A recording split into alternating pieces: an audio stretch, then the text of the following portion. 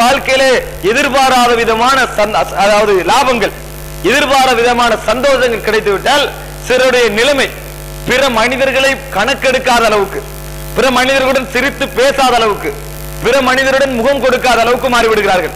ஏனென்றால் அவரது சந்தோஷம் அவர் இயக்குகிறது. அன்றாடம் 100 ரூபாய் 200 ரூபாய் சம்பாதித்துக் கொண்டிருந்தவருக்கு திடீரென ஒரு 5 லட்சம் சும்மா, அதாவது ஃப்ரீயாக எந்த ஒரு முயற்சியும் இல்லாமல் கையிலே கிடைக்கிறது. கிடைத்தால் அவர் மனிதனுடன் அன்றாடம் பேசிக் கொண்டிருந்த முறையில் பேசுவதை குறைத்து விடுவார். இந்த 5 லட்சத்தை எப்படி மெயின்டைன் பண்ணுவது, இதை எப்படி நான் செலவழித்துக் கொள்வது, இது இதற்கு பிறகு கிடைக்குமோ கிடைக்காதோ தெரியாது, 5 லட்சம் கிடைத்திருக்கிறது, இதை எப்படி நான் பேணி பாதுகாத்துக் கொள்வது, இதை எப்படி பிறர் காணாமல் வைத்துக் கொள்வது, எதிலே போடுவது, இது போன்ற சிந்தனைகள் அவரை ஆக்கிரமிக்கும். மனிதனுடைய இயல்பு. ஒருவருக்கு இயல்பாக கிடைத்து விட்டால் கிடைக்காதவர்கள் யோசிக்கிறார் நான் அப்படி இருக்க மாட்டேன் என்று.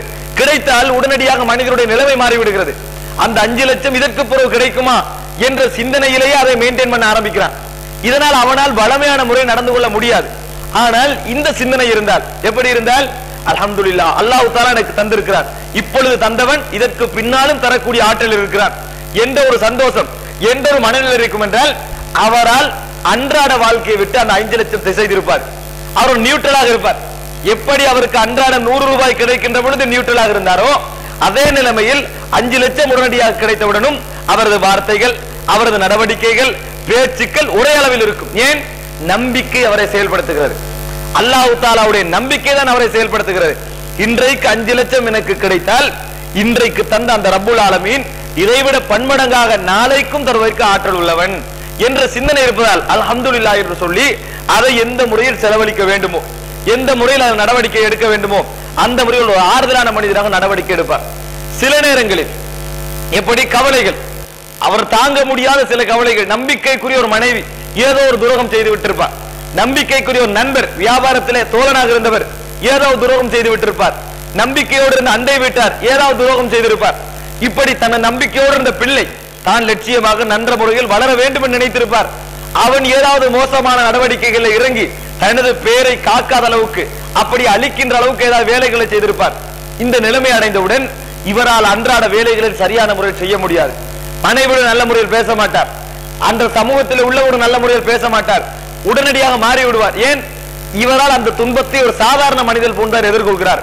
அல்லாஹ்வுடைய கதிரை வைத்து, அவர் செய்த கடமையை வைத்து அப்படி எதிர்கொள்வது கிடையாது. இதனால் தொழுகையிலே ஈடுபாடு கிடையாது, மக்களுடன் பேசுவது கிடையாது, முகத்திலே சந்தோஷம் கிடையாது. இந்த நிலைமைக்கு மாறிவிடுவார். ஆனால் ஒரு முஃமின் இந்த 2 நிலையிலும் நியூட்ரலாக ஒரு சாதாரண மனநிலையிலே இருப்பார். ஈமான் உள்ளவருடைய வாழ்க்கையை நபியர்கள் சொல்லுகிறார். ஒருவர் ஈமானிலே எங்களை நான் தீர்மானித்துக் கொள்வதற்காக சொல்கிறேன், நான் இஸ்லாத்திலே முழுமையாக இருக்கிறேனா இல்லையா என்பதற்கு அமல்களை ஒரு புறம் வையுங்கள். உங்களது லைஃபை நீங்க எப்படி கொண்டு போகிறீர்கள், உங்களது ஈமான் உங்களை எப்படி செயல்படுத்துகிறது, உங்களை தொலை வைக்க வேண்டும், உங்களை ஜக்காத்து கொடுக்க வைக்க வேண்டும், உங்களை ஹஜ் செய்ய வைக்க வேண்டும், உங்களை திக்ர் செய்ய வைக்க வேண்டும். அது மாத்திரமல்ல, உங்களது வாழ்க்கை சரியாக கொண்டு போக வைக்க வேண்டும். உங்களது நம்பிக்கை, நீங்கள் இஸ்லாத்திலே முழுமையான ஒருவராக இருந்தால் உங்களை சரியான முறையில் நடத்தி செல்லும், நீங்கள் தடுமாற மாட்டீர்கள். போலி நம்பிக்கையாக இருந்தால் வாழ்க்கையிலே நஷ்டங்கள் வருகின்ற பொழுது, லாபங்கள் வருகின்ற பொழுது தடுமாற்றம் ஏற்படும். உண்மையான நம்பிக்கையாக இருந்தால் எல்லா நேரத்திலும் நீங்கள் சரியாக இருப்பீர்கள். ஈமானிலே நான் முழுமையடைந்து விட்டேன் என்பதற்கு என்ன ஆதாரம்? நபியர்கள் சொல்லுகிறார்கள், அந்த முதல்லாக செல்வ செழிப்பான, சந்தோஷமான, மகிழ்ச்சியான, எல்லோரும் சேர்ந்து இருக்கின்ற நிலைமையிலும், கவலையான, பிரிந்து உங்களை மக்கள் எல்லோரும் கணக்கெடுக்காத நிலைமையிலும் ஒரே நிலையில் அல்லாஹ்வை நீ வணங்குவது, நீ சரியான முறையில் ஈமானிலே பூரணமாக இருப்பதா என்பதற்கு மிகப்பெரிய ஆதாரம் என்று நபியர்கள் சொன்னார்கள். இது ஒரு அளவுகோல். இரண்டாவது அளவுகோல் என்ன? நாம் இஸ்லாத்திலே முழுமையாக இருக்கிறேன் என்பதற்கு இரண்டாவது அளவுகோல் என்ன? உனக்கொண்டு கிடைக்கிறது, உன்னை ஒன்று அடைகிறது, உனக்கொண்டு கிடைக்கின்ற நேரத்திலே நீ நடந்து கொள்கின்ற முறையும், நீ எதிர்பார்த்த ஒன்று உன்னை விட்டு போகிறது, இந்த நேரத்திலே நீ நடந்து கொள்கின்ற முறையும் ஈமானிலே நாங்கள் எப்படி இருக்கிறோம் என்பதற்கு ஆதாரம். நபியர்கள் சொன்னார்கள், எவருக்கு இவர் அறிந்து கொள்வது வமன் அலிம அன்னமா அத்ரகஹு லம் யகுன் அதாவது லியஃபூதஹு வமா ஃபாதஹு லம் யகுன் லியுத்ரிகஹு ஃபக்கத் இஸ்தக்மலல் ஈமான் என்று சொன்னார்கள். அதாவது தனக்கு கிடைக்கின்ற ஒன்று, தனக்கு கிடைத்த ஒன்று தப்பி போக இருந்த ஒன்று அல்ல என்று அவரது உள்ளத்திலே உறுதியான நம்பிக்கை வருகின்ற வரைக்கும், தனக்கு தன்னை விட்டு தப்பி போன ஒன்று தனக்கு கிடைக்க இருந்ததல்ல என்ற நம்பிக்கை வருகின்ற வரைக்கும் ஒருவர் ஈமானிலே பூர்த்தியான மனிதராக மாற மாட்டார் இன்னொரு இடத்துல சொன்னார்கள் ஹலாவத்துல் ஈமான், ஈமானது சுவையை ருசித்துக் கொள்ள மாட்டார் என்று சொன்னார்கள். ஈமானுடைய சுவை இருந்தால் தான் அதில் உறுதியாக இருப்போம். இதை நாங்கள் நினைக்கலாம், நாங்கள் நம்பித்தானே இருக்கிறோம், எங்களை விட்டு தப்பி போனால் தப்பி போனதுதான், எங்களுக்கு கிடைத்தது கிடைத்ததுதான் என்று நம்பித்தானே இருக்கிறோம் நினைக்கலாம். கிடைத்ததை கிடைத்தது என்று நீங்கள் நம்புகிறீர்கள், தப்பி போக இருந்ததல்ல என்று நம்புகிறீர்கள் என்றால், உங்களை விட்டு தப்பி போக இருந்தது உங்களுக்கு கிடைக்க இருந்தது அல்ல என்று நம்புகிறீர்கள் என்றால், உங்கள் பேச்சுக்கள் வார்த்தைகள் சரியாக இருக்கும். சிலர் எப்படி இருப்பார்கள் என்றால், அதாவது ஒரு வாகனம் வாங்குவதற்காக ஒரு திட்டமிட்டிருப்பார், அதற்காக சில பொருட்களை சேர்ப்பார், அதற்காக அந்த பொருளை வாங்கிக் கொள்வதற்காக சில பொருட்களை சேர்த்து வருவார். ஒரு மாதிரியாக 10 லட்சம் 15 லட்சம் கிடைத்து விடும். இந்த நேரத்தில் அல்லாஹ்விடத்தில் துஆ கேட்பார், யா அல்லாஹ், எப்படியாவது இந்த வாகனத்தை வாங்குவதற்குரிய வாய்ப்பை எனக்கு தா, வசதியை தா.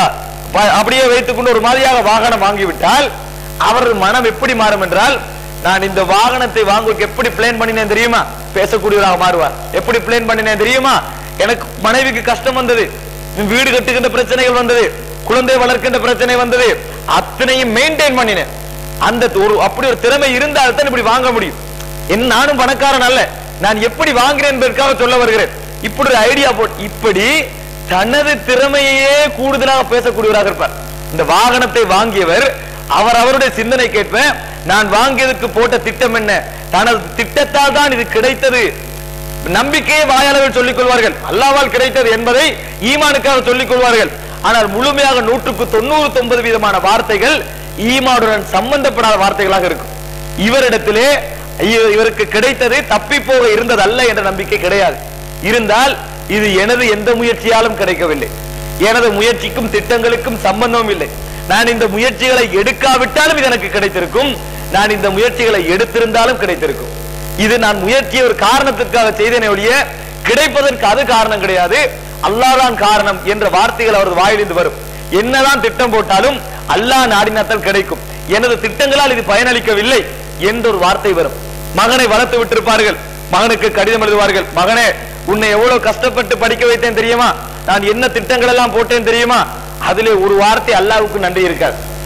அல்லாஹ்வால் தான், அல்லாஹ் தான் உன்னை உருவாக்கினான், அல்லாஹ் தான் உன்னை வழி நடத்தினான், அல்லாஹ் தான் உன்னை மெயின்டைன் பண்ண வசனங்கள் என்ன செய்யாது, அதுல இருக்காது. நான் தான் இப்படி செய்தேன், நான் தான் திட்டம் போட்டேன், உனக்கு இப்படி நடந்தது, இது போன்ற வார்த்தைகள் இருக்கும். தனக்கு கிடைத்தது அல்லாஹ்வால் தான் கிடைத்தது, தப்பி போக இருந்தது அல்ல என்று நம்பிக்கை உள்ள ஒரு மனிதனுடைய மனதிலிருந்து வருகின்ற வார்த்தைகள் அல்ல இது. எனவே சகோதரர்களே, அது மட்டுமல்ல, சில விஷயம் என்ன செய்யும், தப்பி போய்விடும். சில ஐடியாக்கள் போட்டிருப்பார்கள், சில திட்டங்கள் போட்டிருப்பார்கள், அது தப்பி போய்விடும். ஒரு வீடு கட்ட ஐடியா போட்டிருப்பார், அதற்கு வர வேண்டிய ப்ராஃபிட் போய்விருக்கும். என்ன சொல்வார் தெரியுமா, போட்ட திட்டத்தை ஒழுங்கான முறையில் போடவில்லை, இந்த முறை நான் செய்திருந்த